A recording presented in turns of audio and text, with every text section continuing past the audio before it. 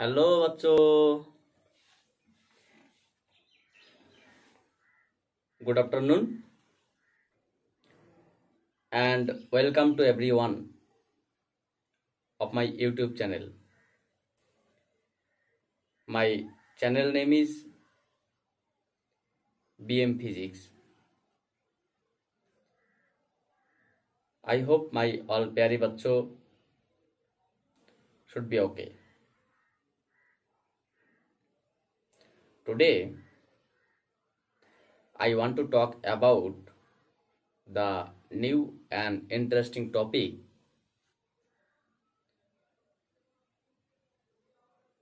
of the transmission of heat. The key points of the topic: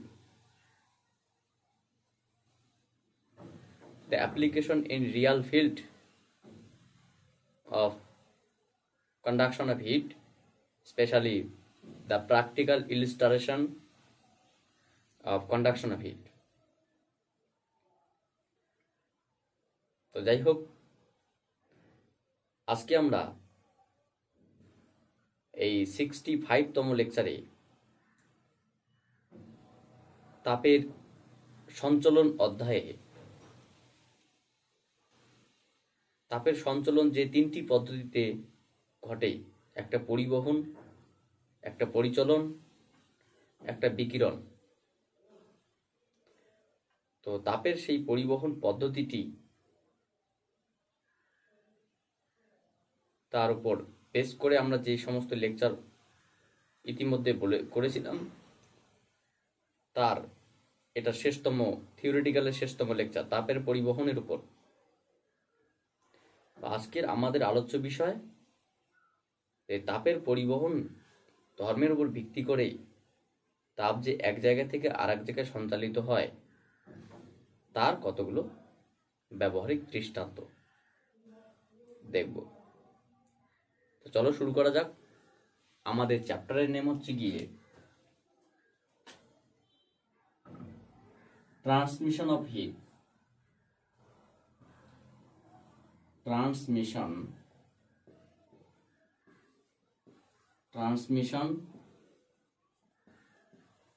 of heat,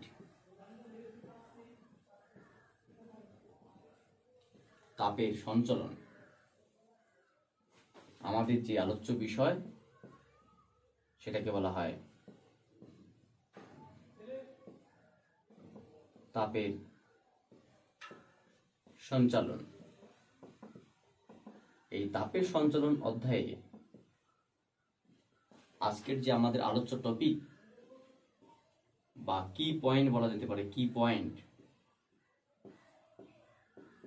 সেটা বলতে পারি practical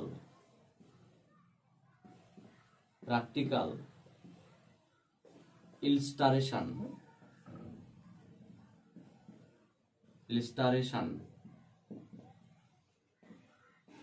of conduction of heat.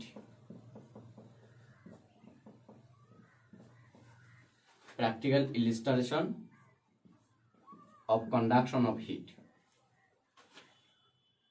তার কতগুলো point, মানে আজকে আমাদের যেটা আলোচ্য বিষয় আছে সেটা হচ্ছে কি তোমাদের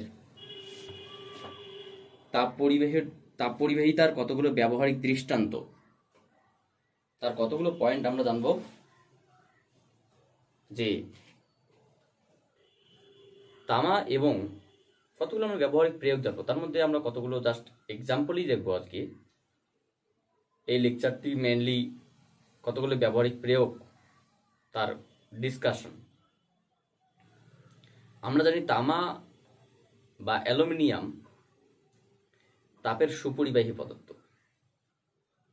তাই তামা বা অ্যালুমিনিয়াম দিয়ে সাধারণত রান্নার আসবাবপত্র বানানো হয়। কেন? ওই যে বললাম যে তামা বা অ্যালুমিনিয়াম হচ্ছে তাপের সুপরিবাহী পদার্থ, ফলে তামা বা অ্যালুমিনিয়ামের পাত্রে যদি কোনো খাবার গরম করা হয় বা রান্না করা হয় বা সেদ্ধ করা হয়, তাহলে সেই পাত্রের মধ্য দিয়ে খুব সহজে তাপ পরিবহন ঘটে। ঠিক একই রকমভাবে আমরা জানি যে কেটলি, যেটাতে চা বানানো হয়, জল গরম করা হয়, দুধ গরম করা হয়, কখনো কখনো কোনো কিছু রান্নাও করা হয় বা সেদ্ধ করা হয়, সেই কেটলির যে হাতলটি থাকে, সেই হাতলটিতে দেখবি একটা প্লাস্টিকের আবরণ লাগানো থাকে। যদি সেই আবরণটা খুলে ফেলো বা লাগানো না থাকে, তাহলে শুধুমাত্র ধাতব দণ্ডটিকে ধরা একটু কঠিন হয়ে যায় বা ধরা যায় না। কেন? তার কারণ কেটলি ধাতব পদার্থ, তাপের সুপরিবাহী পদার্থ।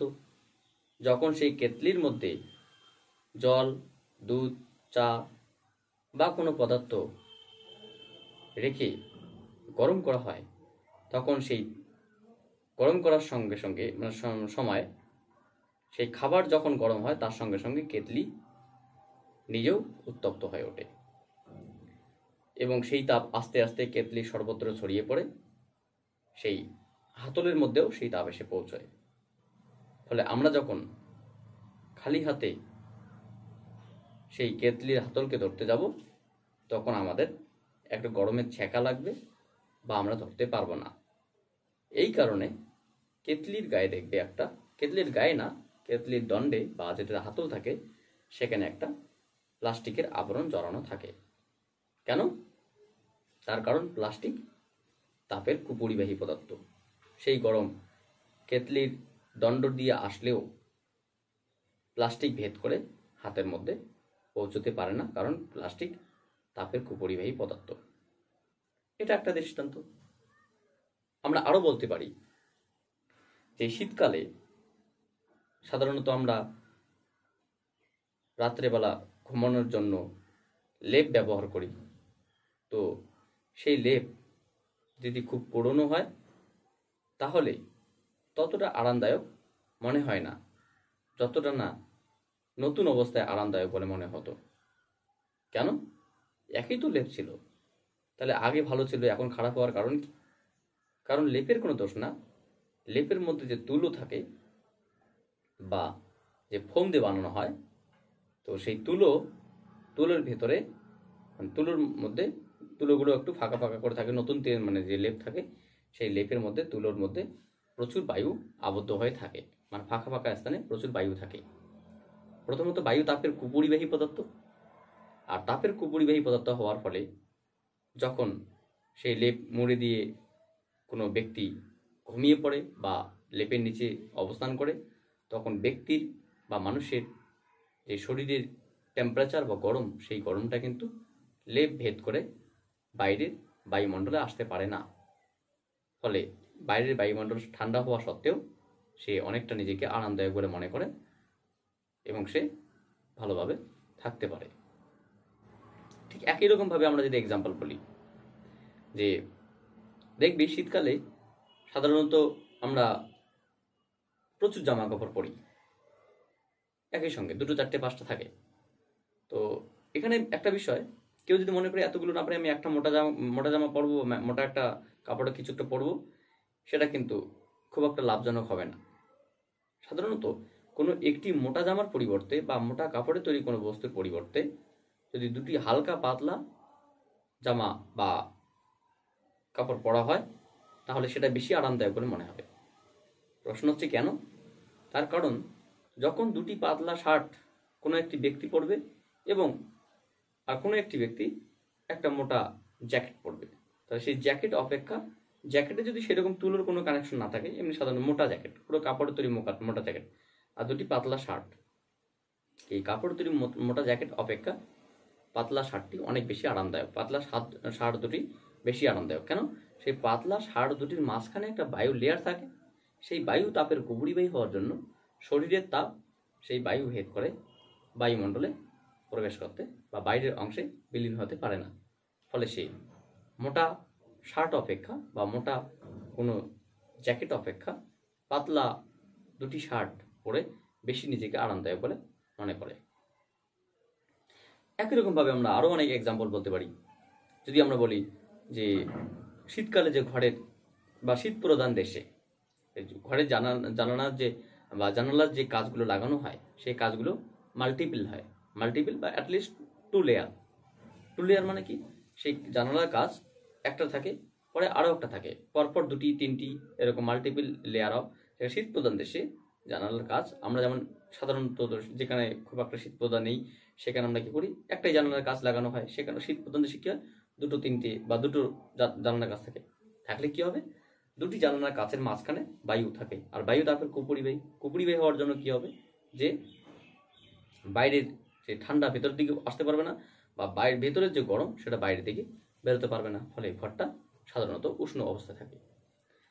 আচ্ছা, এরকম আরও আমরা বলতে পারি, যেমন কোনো টিনের চাল অপেক্ষা খড়ের চালে যদি কেউ বাস করে তাহলে সে বেশি আরামদায়ক বলে মনে করবে। মানে খড়ের চাল, যে পাতায় ছাওয়ানো কুড়ে ঘর বলা হয় না, সেই খড়ের চল মানে যে ছাউনি, তো কোনো ঘরের ছাউনি যদি খড়ের হয় আর কোনো ঘরের ছাউনি যদি টিনের হয় তাহলে সেই টিনের অপেক্ষা খড়ের ছাউনিতে সে বসবাস করে বেশি আরামদায়ক বলে মনে করবে শীতকালে এবং গ্রীষ্মকালে। কেন? তার কারণ প্রথমত খড় তাপের কুপরিবাহী, আর দ্বিতীয়ত খড়ের মধ্যে যে বায়ু থাকে, প্রচুর বায়ু থাকে, সেই বায়ু তাপের কুপরিবাহী। ফলে শীতকালে ঘরের উষ্ণতা বা তাপ বাইরের দিকে বেরোতে পারে না, কুপরিবাহী হওয়ার জন্য চাল ভেদ করে বাইরের দিকে বেড়ে যেতে পারে না, ফলে ঘর গরম থাকে। আর গ্রীষ্মকালে কি হয়, বাইরের তাপ ভেদ করে ঘরের ভিতরে প্রবেশ করতে পারে না, ফলে ঘরটি অনেকটা ঠান্ডা থাকে। তাহলে খড়ের ছাউনি শীতকালে এবং গ্রীষ্মকালে উভয় পক্ষেই আরামদায়ক। তাই আমাদের মনে হয় টিনের ছাউনির পরিবর্তে খড়ের ছাউনিতেই বাস করা বেশি সুবিধাজনক বলে মনে হবে। তো এরকম আরও অনেক এক্সাম্পল রয়েছে। আরও অনেক এক্সাম্পলের মধ্যে কীরকম রয়েছে, অনেক এক্সাম্পলের মধ্যে আমরা যদি বলতে পারি যে শীতকালে আমরা দুপুরবেলা পুকুরে স্নান করতে অনেক বেশি আরামদায়ক মনে করি। কেন? তার কারণ সূর্য থেকে যে রশ্মি আসে সেই রশ্মি এসে জলের উপরিতলের যে জলস্তর থাকে তাকে গরম করে, আর জল তাপের কুপরিবাহী হওয়ার জন্য নিচের জল সেই তাপ জল নিজে পরিবহন করে নিচে নিয়ে যেতে পারে না, বা তাপের কুপরিবাহী হওয়ার জন্য সেই তাপ জল ভেদ করে নিচের জলস্তর গরম হয় না, ফলে নিচের জলটা অনেক ঠান্ডা থাকে। ফলে সেই জলের মধ্যে যখন স্নান করা হয় তখন নিজেকে অনেকটাই বেশি আরামদায়ক বলে মনে করা হয়। এরকম আরও অনেক অনেক তোমার আরও অনেক এক্সাম্পল রয়েছে, সেই সমস্ত এক্সাম্পলগুলো আমরা দেখব। ঠিক আছে, তো এখানে আমরা বলতে পারি যেমন আরও কতগুলো এক্সাম্পল রয়েছে। আমরা যদি বলতে পারি যেমন বরফ কীভাবে সংরক্ষিত করা হয় বা বরফকে কীভাবে সংরক্ষণ করা হয়। দেখবে যে বরফকে যেখানে বরফ রাখা হয় সেই বরফের মধ্যে কী হয়, তার উপরে কতগুলো কাঠের গুঁড়ো রেখে দেওয়া হয়। কাঠের গুঁড়ো দিয়ে কী হয়, কাঠের গুঁড়ো সাধারণত তাপের কুপরিবাহী, আর তার থেকে বড় কথা কাঠের গুঁড়োর মাঝখানে প্রচুর বায়ু থাকে, সূক্ষ্ম বায়ু থাকে, আর সেই সূক্ষ্ম বায়ু তাপের কুপরিবাহী। ফলে বাইরের তাপ ভেতরে প্রবেশ করতে পারে না, সেই কাঠের গুঁড়োকে ভেদ করে, এবং ফলে বরফটি সংরক্ষিত থাকে, ফলে বরফ গলে যায় না, অ্যান্ড এক্সেট্রা। মানে আমরা এখানে যারা দেখলাম যে তাপের পরিবহন যদি ঘটে তাহলে কি ঘটতে পারে, আর তাপের পরিবহন যদি না ঘটে তাহলে কি করতে পারে, এই সমস্ত বিষয়ের ওপর ভিত্তি করে আমরা কতগুলো প্র্যাকটিক্যাল ইলিস্ট্রেশন বা ব্যবহারিক দৃষ্টান্ত দেখার চেষ্টা করলাম তাপের পরিবহন অধ্যায়। তো এই হচ্ছে আমাদের একটা সূক্ষ্ম বা ছোট্ট আলোচনা, যেটা ছিল আমাদের আজকের 65তম লেকচারে তাপের পরিবহন বিষয়ের ওপর কতগুলো ব্যবহারিক দৃষ্টান্ত। আমরা পরবর্তী 66তম লেকচারে আমরা এই চ্যাপ্টারের তাপের পরিচলন যে একটা বিষয় আছে সেই পরিচলন নিয়ে আমরা আসবো। So thank you for watching my video and wait for my next class. Bye.